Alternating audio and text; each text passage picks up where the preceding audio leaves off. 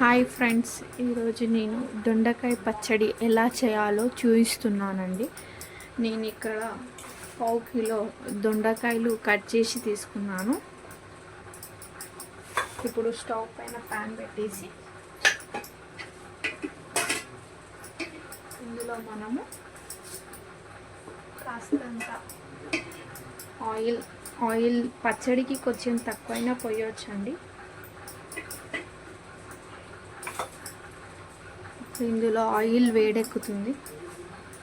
దీంట్లో దొండకాయలు వేసేద్దాం.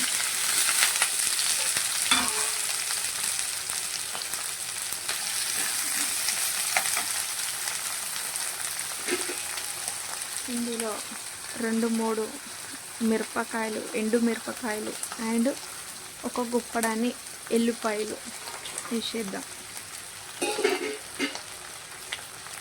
అండ్ కొంచెం చింతపండు,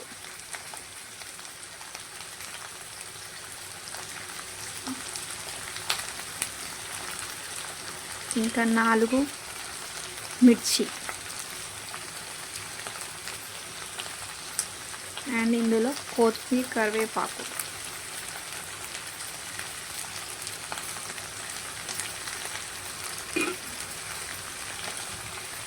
ఇప్పుడు ఒకసారి ఇలా కలిపేసుకుందాం.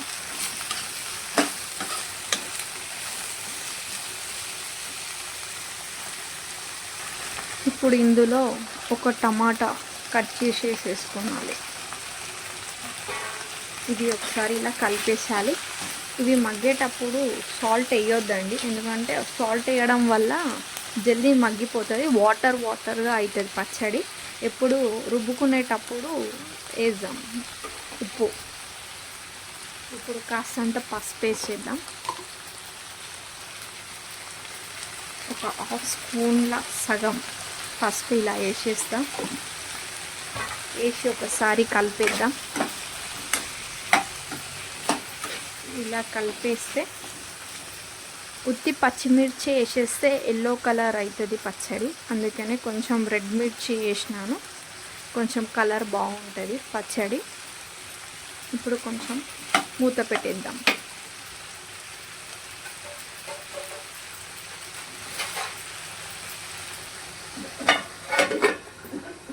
ఇప్పుడు ఒకసారి మూత తీసి చూద్దామండి.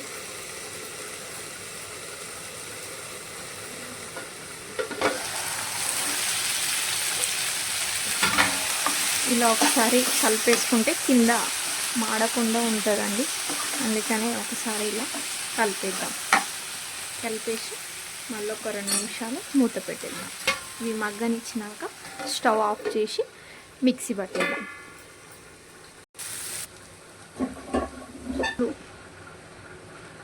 వేయించుకుందామండి. కొన్ని అయితే సరిపోతుంది. నువ్వులు వంటికి చాలా మంచిది కాబట్టి పచ్చళ్ళలో కొన్ని వేసుకుందాం.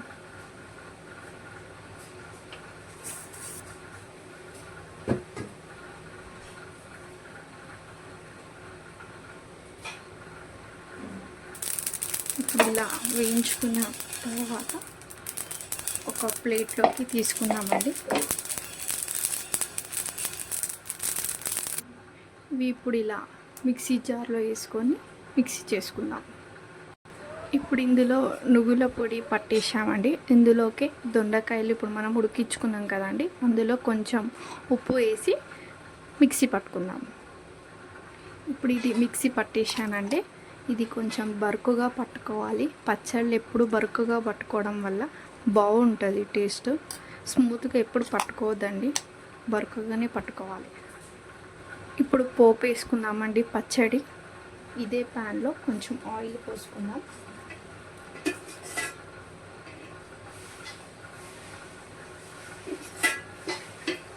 కొంచెం పచ్చళ్ళకి పోపుకి కొద్దిగా ఆయిల్ ఉంటేనే బాగుంటుందండి.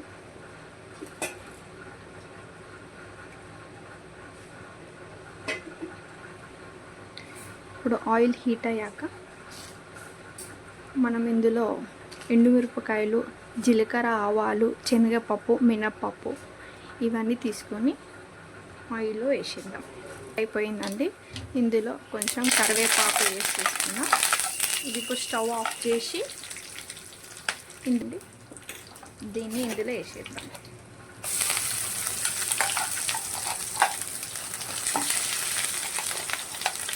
ఇలా ఒకసారి కలిపేసుకుంటే సరిపోతుంది.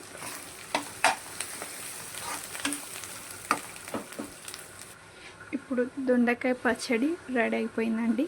వేడి వేడి అన్నంలో కాసంత నెయ్యి వేసుకొని తింటే చాలా బాగుంటుందండి. Thank you.